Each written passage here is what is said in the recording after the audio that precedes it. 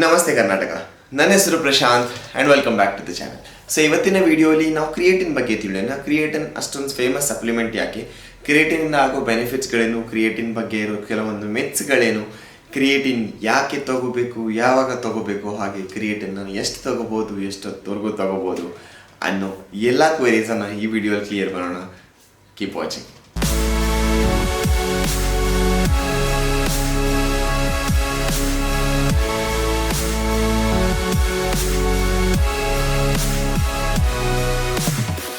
So welcome back friends. Video ಶುರು ಮಾಡೋ ಮುಂಚೆ ಇನ್ ಕೇಸ್ ನೀವು ಚಾನಲ್ಗೆ ಇನ್ನೂ ಸಬ್ಸ್ಕ್ರೈಬ್ ಮಾಡಿಲ್ಲ ಅಂದರೆ ಪ್ಲೀಸ್ ಚಾನಲ್ಗೆ ಸಬ್ಸ್ಕ್ರೈಬ್ ಮಾಡಿ. ಹಾಗೆ ನನ್ನ ಇನ್ಸ್ಟಾಗ್ರಾಮಲ್ಲಿ ನೀವು ಇನ್ನೂರು ನನ್ನ ಫಾಲೋ ಮಾಡ್ತಿಲ್ಲ ಅಂದರೆ ಅಲ್ಲಿ ಕೂಡ ನೀವು ನನ್ನನ್ನು ಫಾಲೋ ಮಾಡ್ಬೋದು. ನಿಮ್ಮ ಯಾವುದೇ ಕ್ವೆರೀಸ್, ಏನೇ ಫಿಟ್ನೆಸ್ ರಿಲೇಟೆಡ್ ಕ್ವೆರೀಸ್ ಇದ್ರು ಪ್ರತಿಯೊಂದಕ್ಕೂ ಅಲ್ಲಿ ನಾನು ಉತ್ತರ ಕೊಡ್ತೇನೆ. So yes, let start. So guys, ನಮ್ಮ ಫಸ್ಟ್ ಕ್ವೆಶ್ಚನ್, ಕ್ರಿಯೇಟಿನ್ ಅನ್ನೋದೇನು? ಕ್ರಿಯೇಟಿನ್ ಒಂದು ನ್ಯಾಚುರಲ್ ಸಬ್ಸ್ಟೆನ್ಸ್. ಅದು ನಿಮ್ಮ ಬಾಡಿಯಲ್ಲಿ, ನಿಮ್ಮ ಬಾಡಿನೇ ಜನರೇಟ್ ಮಾಡುತ್ತೆ. ನಿಮ್ಮ ಕಿಡ್ನಿಯಲ್ಲಿ ಅದು ಪ್ರೊಡ್ಯೂಸ್ ಆಗುತ್ತೆ, ನಿಮ್ಮ ಲಿವರ್ ಮತ್ತು ನಿಮ್ಮ ಪ್ಯಾಂಕ್ರಿಯಾಸಲ್ಲಿ ಅದು ಜನರೇಟ್ ಆಗುತ್ತೆ. ಹಾಗೆ ನಿಮಗೆ ಕೆಲವೊಂದು ಫುಡ್ ಐಟಮ್ಸಲ್ಲಿ ಕೂಡ ಕ್ರಿಯೇಟಿನ್ ಸಿಗುತ್ತೆ. ನಾನ್ ವೆಜಿಟೇರಿಯನ್ಸಲ್ಲಿ ಲೈಕ್ ಚಿಕನಲ್ಲಿ ಸಿಗುತ್ತೆ, ಫಿಶಲ್ಲಿ ಸಿಗುತ್ತೆ, ರೆಡ್ ಮೀಟ್ ಅಲ್ಲೂ ಕೂಡ ನಿಮಗೆ ಕ್ರಿಯೇಟಿನ್ ಸಿಗುತ್ತೆ.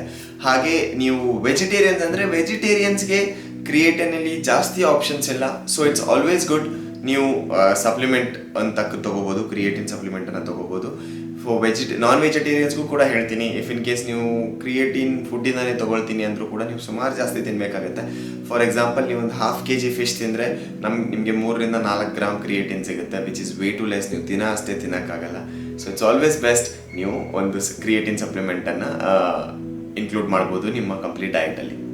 ಸೊ ಕ್ರಿಯೇಟಿನ್ ಮತ್ತೇನೂ ಅಲ್ಲ, ನೈಟ್ರೋಜನ್ ಪ್ಲಸ್ 3 ಅಮೈನೋ ಆಸಿಡ್ಸ್ ಯಾವುಗಳಂದರೆ ಆರ್ಜಿನೈನ್, ಮಿಥೆನೈನ್ ಮತ್ತು ಗ್ಲೈಸಿನ್. ಈ 3 ಅಮೈನೋ ಆಸಿಡ್ಸ್ ಪ್ಲಸ್ ನಿಮ್ಮ ನೈಟ್ರೋಜನ್ ಇವೆಲ್ಲ ಒಟ್ಟಿಗೆ ಸೇರಿ ಕ್ರಿಯೇಟಿನ್ ಫಾರ್ಮ್ ಆಗೋದು. ಕ್ರಿಯೇಟಿನ್ ತಗೊಂಡಾಗ ಅದು ಫಾಸ್ಫೇಟ್ ಮಾಲಿಕ್ಯೂಲಲ್ಲಿ ಕನ್ವರ್ಟ್ ಆಗಿ ನಮಗೆ ಎನರ್ಜಿ ಕೊಡುತ್ತೆ ಅಂತ ನಾನು ಅವಾಗ ಹೇಳ್ತಾ ಇದ್ದೆ. ಬಟ್ ಅದು ಯಾವ ಥರ ಕೆಲಸ ಮಾಡುತ್ತೆ ಅಂತ ನೋಡೋಣ. ಸೊ ನೀವು ಕ್ರಿಯೇಟಿನ್ ತೊಗೊಂಡ್ಮೇಲೆ ಅದು ನಿಮ್ಮ ಬಾಡಿಗೆ ಒಳಗಡೆ ಹೋಗಿ ಕ್ರಿಯೇಟಿನ್ ಫಾಸ್ಫೇಟ್ ಅನ್ನೋ ಮಾಲಿಕ್ಯೂಲನ್ನು ಕ್ರಿಯೇಟ್ ಮಾಡುತ್ತೆ. ನಿಮ್ಮ ಬಾಡಿಗೆ ಎನರ್ಜಿ ಸಿಗೋದು ಎಡಿನೋಸೈನ್ ಟ್ರೈಫಾಸ್ಫೇಟಿಂದ. ಸೊ ATP ಅಂತ ನಾವು ಅದನ್ನು ಕರಿತೀವಿ. ಸೊ ಎಡಿನೋಸೈನ್ ಟ್ರೈಫಾಸ್ಫೇಟ್ ಅಂತ ಏನಕ್ಕೆ ಕರಿತೀವಿ? ಒಂದು ಎಡಿನೋ ಮಾಲಿಕ್ಯೂಲ್ಗೆ 3 ಫಾಸ್ಫೇಟ್ ಮಾಲಿಕ್ಯೂಲ್ಸ್ಗಳು ಅಟ್ಯಾಚ್ ಆಗಿರ್ತವೆ. ಲೈಕ್ ಇದು ಒಂದು ಎಡಿನೋ ಮಾಲಿಕ್ಯೂಲ್, ಫಾಸ್ಫೇಟ್ ಅಂದರೆ 3 ಫಾಸ್ಫೇಟ್. ಅದಕ್ಕೆ ನಾವು ಅದನ್ನು ಟ್ರೈಫಾಸ್ಫೇಟ್ ಅಂತ ಹೇಳ್ತೀವಿ. ಸೊ ಯಾವಾಗ ನಮ್ಮ ಬಾಡಿ ಏನು ಮಾಡುತ್ತೆ, ಈ ಒಂದು ಫಾಸ್ಫೇಟ್ ಮಾಲಿಕ್ಯೂಲ್ನ ರಿಲೀಸ್ ಮಾಡುತ್ತೆ. ಸೊ ಇದು ಬ್ರೇಕ್ ಆಗಿ ನಮಗೆ ಎನರ್ಜಿ ಕೊಡುತ್ತೆ. ಸೊ ಎಡಿನೋಸೈನ್ ಟ್ರೈಫಾಸ್ಫೇಟ್ ಇದ್ದಿದ್ದು ಈಗ ಎಡಿನೋಸೈನ್ ಡೈಫಾಸ್ಫೇಟ್ ಆಯಿತು. ಅಂದರೆ ಒಂದು ಎಡಿನೋ, 2 ಫಾಸ್ಫೇಟ್ ಮಾಲಿಕ್ಯೂಲ್ಸ್. ಸೊ ಯಾವಾಗ ನೀವು ಕ್ರಿಯೇಟಿನ್ ತಗೊಳ್ತೀರೋ ನಿಮ್ಮ ಬಾಡಿಯಲ್ಲಿ ಫಾಸ್ಫೇಟ್ ಮಾಲಿಕ್ಯೂಲ್ಸ್ಗಳು ಸುಮಾರು ಕ್ರಿಯೇಟ್ ಆಗಿಬಿಡುತ್ತವೆ. ಸೊ ಯಾವಾಗ ಅಟ್ ಎನಿ ಟೈಮ್ ನಿಮ್ಮ ಎಡಿನೋ 2 ಫಾಸ್ಫೇಟ್ ಇರಬೇಕಾದ್ರೆ ಇನ್ನೊಂದು ಫಾಸ್ಫೇಟ್ ಮಾಲಿಕ್ಯೂಲ್ ಹೋಗಿ ಅದಕ್ಕೆ ಕನೆಕ್ಟ್ ಆಗುತ್ತೆ. ಸೊ ಈಗ ಮತ್ತೆ ಅದು ಎಡಿನೋಸೈನ್ ಟ್ರೈಫಾಸ್ಫೇಟ್ ಆಯಿತು. ಸೊ ಆವಾಗ ನಾವು ಮತ್ತೆ ಒಂದು ಫಾಸ್ಫೇಟ್ ಮಾಲಿಕ್ಯೂಲ್ ರಿಲೀಸ್ ಆಗುತ್ತೆ, ಮತ್ತೆ ಅದು ಬ್ರೇಕ್ ಆಗುತ್ತೆ, ಮತ್ತೆ ನಮ್ಮ ಬಾಡಿಗೆ ಎನರ್ಜಿ ಸಿಗುತ್ತೆ. ಸೊ ದಿಸ್ ಇಸ್ ಹೌ ನಿಮ್ಮ creatine creates a phosphate molecules and that is how it goes and attaches to adeno and that is how you get the energy. ಇದು 3 ಪ್ರೊಸೆಸ್ ಅಲ್ಲಾಗುತ್ತೆ. ಒಂದು ATP-PC ಸಿಸ್ಟಮ್ಸ್, ಇನ್ನೊಂದು ಗ್ಲೈಕೋಸಿಸ್, ಅದರಲ್ಲಿ glycogen phosphate molecule convert ಆಗುತ್ತೆ. ಇನ್ನೊಂದು oxidative systems where your oxygen is used to create ATPs, ಅಂದರೆ ATP create ಮಾಡೋಕ್ಕೆ ನಿಮ್ಮ oxygen use ಮಾಡುತ್ತೆ body. So all in all ಇದೆಲ್ಲ ಪ್ರೊಸೆಸ್ ಸೇಮ್. ಒಂದು ಫಾಸ್ಫೇಟ್ ಮಾಲಿಕ್ಯೂಲ್ ಕ್ರಿಯೇಟ್ ಆಗುತ್ತೆ, ಎಡಿನೋಸೈನ್ ಡೈಫಾಸ್ಫೇಟ್ ಇದ್ದಿದ್ದನ್ನು ಎಡಿನೋಸೈನ್ ಟ್ರೈಫಾಸ್ಫೇಟ್ ಮಾಡುತ್ತೆ and that is how you get the energy. So creatine ತಗೊಳ್ಳೋದ್ರಿಂದ ಆಗೋ ಬೆನಿಫಿಟ್ಸ್ಗಳೇನು? ಎಲ್ರಿಗಿಂತ ಫಸ್ಟ್ ಬೆನಿಫಿಟ್, ಯಾವಾಗ ನೀವು ಕ್ರಿಯೇಟಿನ್ ತಗೊಳ್ತೀರೋ ಅವಾಗ ನಿಮ್ಮ ಮಸಲಲ್ಲಿ ವಾಟರ್ ರಿಟೇಷನ್ ಜಾಸ್ತಿ ಆಗುತ್ತೆ. ಸೊ ನಿಮ್ಮ ಮಸಲ್ ಸೈಜ್ ತುಂಬಾ ಜಾಸ್ತಿ ಪಂಪ್ಡ್ ಅಪ್ ಕಾಣಿಸುತ್ತೆ. ನಾನು ಮುಂಚೆ ಹೇಳಿದ ಥರ ನಿಮ್ಮ ಬಾಡಿಯಲ್ಲಿ ಜಾಸ್ತಿ ಎನರ್ಜಿ, ತುಂಬ ಜಾಸ್ತಿ ನಿಮಗೆ ಎನರ್ಜೆಟಿಕ್ ಆಗಿ ಫೀಲ್ ಆಗುತ್ತೆ ಕ್ರಿಯೇಟಿನ್ ತಗೊಳ್ಳೋದ್ರಿಂದ. ಸೊ ಇಫ್ ಇನ್ ಕೇಸ್ ನೀವು 60-70 kgs ಬೆಂಚ್ ಪ್ರೆಸ್ ಮಾಡ್ತಾ ಇದ್ರೆ ನೀವು ಅರೌಂಡ್ 7 to 8 reps ಮಾಡ್ತಾ ಇದ್ರಿ ಫಾರ್ ಎಕ್ಸಾಂಪಲ್, ಅಂದರೆ ನೆಕ್ಸ್ಟ್ ಟೈಮ್ ನೀವು ಮಾಡಬೇಕಾದ್ರೆ 9 to 10 reps ಈಸಿಲಿ ಮಾಡ್ಬೋದು using creatine. And also due to more number of ATP ನಿಮ್ಮ ಮೆದುಳು ಕೂಡ ಚೆನ್ನಾಗಿ ಕೆಲಸ ಮಾಡುತ್ತೆ.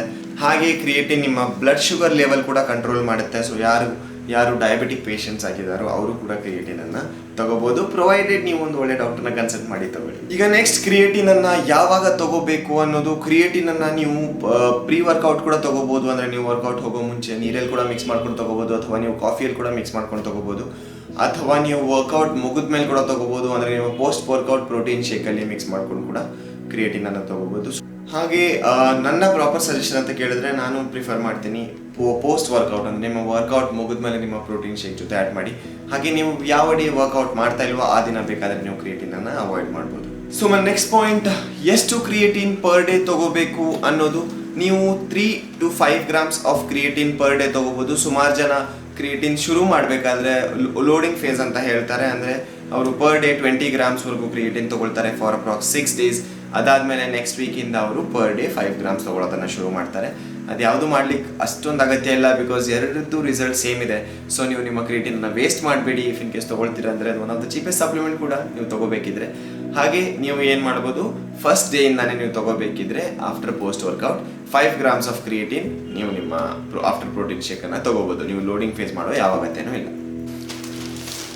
ಸೊ ಎಸ್ ಗೈಸ್, ನಮ್ಮ ನೆಕ್ಸ್ಟ್ ಮೇನ್ ಕ್ವೆಶ್ಚನ್, ಯಾವ ಕ್ರಿಯೇಟಿನ್ ಅನ್ನು ತಗೋಬಹುದು ಅನ್ನೋದು. ಮಾರ್ಕೆಟಲ್ಲಿ ಸುಮಾರು ಥರದ ಕ್ರಿಯೇಟಿನ್ ಬರುತ್ತೆ. ಕ್ರಿಯೇಟಿನ್ HCl, ಕ್ರಿಯೇಟಿನ್ HCl ಅಂತ ಬರುತ್ತೆ, ಕ್ರಿಯೇಟಿನ್ ಮೈಕ್ರೋನೈಸ್ಡ್ ಬರುತ್ತೆ, ಕ್ರಿಯೇಟಿನ್ ಮೋನೋಹೈಡ್ರೇಟ್ ಅಂತ ಬರುತ್ತೆ, ಕ್ರಿಯೇಟಿನ್ ಫ್ಲೇವರ್ಡ್ ಬರುತ್ತೆ ಎಲ್ಲ. ಆದರೆ ನಾನು ಇಲ್ಲಿ ಲಿಸ್ಟ್ ಹಾಕ್ತೀನಿ ಯಾವ್ಯಾವ ಕ್ರಿಯೇಟಿನ್ ಮಾರ್ಕೆಟಲ್ಲಿ ಅವೈಲೇಬಲ್ ಇದೆ ಅನ್ನೋದು. ಯಾವುದಕ್ಕೂ ಹೋಗ್ಬೇಡಿ, cheap and best is creatine monohydrate. ಅದನ್ನು ನೀವು ತಗೋಬೋದು, which is very much good, because creatine monohydrate 99% ನಿಮ್ಮ ಬಾಡಿಯಲ್ಲಿ ಅಬ್ಸಾರ್ಬ್ ಆಗುತ್ತೆ. ಅಂದರೆ ನೀವು ಏನು ಕ್ರಿಯೇಟಿನ್ ತೊಗೊಳ್ತಿರೋ ಎಲ್ಲವೂ ಯೂಸ್ ಆಗುತ್ತೆ ಅನ್ನೋದು. ಸೊ ಎಸ್, ಕ್ರಿಯೇಟಿನ್ ಮೋನೋಹೈಡ್ರೇಟ್ ಅಲ್ಲಿ ನೀವು ಸ್ಪೆಂಡ್ ಮಾಡ್ತೀರ ಅಂದರೆ ಮಾಡಿ. ಅದು ತುಂಬ ಕಾಸ್ಟ್ಲಿ ಇಲ್ಲ, ತುಂಬಾ ನಾರ್ಮಲ್, ಅಂದರೆ ತುಂಬಾ ಚೀಪ್ ರೇಟಲ್ಲೇ ಬರುತ್ತೆ. ಹಾಗೆ ಫ್ಲೇವರ್ಡ್ ತೊಗೊಳಕ್ಕೆ ಹೋಗ್ಬಿಡಿ, ಯಾವತ್ತು ಅನ್ಫ್ಲೇವರ್ಡ್ ಕ್ರಿಯೇಟಿನನ್ನು ತೊಗೊಳ್ಳಿ. So S friends, that's it for the day. ಸುಮಾರು ಜನ ಕ್ರಿಯೇಟಿನ್ ಬಗ್ಗೆ ಸುಮಾರೆಲ್ಲ ಇನ್ನೂ ಕನ್ಫ್ಯೂಷನ್ಸ್ಗಳೇ, ಕ್ರಿಯೇಟಿನ್ ಮಿತ್ಸ್ಗಳು ಕೂಡ ಸುಮಾರಿವೆ. ಅವನ್ನ ನಾನು ಇನ್ನೊಂದು ವಿಡಿಯೋಲ್ಲಿ ಕವರ್ ಮಾಡ್ತೀನಿ. ಈ ವಿಡಿಯೋಗೆ ಇಷ್ಟೇ. ಇಫ್ ಇನ್ ಕೇಸ್ ಇನ್ನೂ ಏನಾದರೂ ಕ್ವೆರೀಸ್ ಇದ್ದರೆ ಪ್ಲೀಸ್ ಕಮೆಂಟ್ ಬಾಕ್ಸಲ್ಲಿ ಮೆನ್ಷನ್ ಮಾಡಿ. ಚಾನಲ್ಗೆ ಇನ್ನೂವರೆಗೂ ಸಬ್ಸ್ಕ್ರೈಬ್ ಮಾಡಿಲ್ಲ ಅಂದರೆ ಚಾನಲ್ಗೆ ಸಬ್ಸ್ಕ್ರೈಬ್ ಮಾಡಿ. ಹಾಗೆ ನೀವು ನನಗೆ ಡೈರೆಕ್ಟಾಗಿ ಪಿಂಗ್ ಮಾಡ್ಬೋದು on my Instagram I D ಇಲ್ಲೇ ಎಲ್ಲಾದರೂ ಪಾಪ್ ಆಗ್ತಾ ಇರುತ್ತೆ. ಸೊ ಇನ್ಸ್ಟಾಗ್ರಾಮಲ್ಲಿ ಕೂಡ ನೀವು ನನಗೆ ಡೈರೆಕ್ಟಾಗಿ ಮೆಸೇಜ್ ಮಾಡ್ಬೋದು, ನಾನು ಡೆಫಿನೆಟ್ಲಿ ರಿಪ್ಲೈ ಮಾಡ್ತೀನಿ. ಸೊ ಎಸ್, ಹೀಗೆ ಪ್ರೀತಿ ತೋರಿಸ್ತಾ ಇರಿ. ಸಿಗ್ತೀನಿ next week, same time, same day of the week. ನಮಸ್ಕಾರ.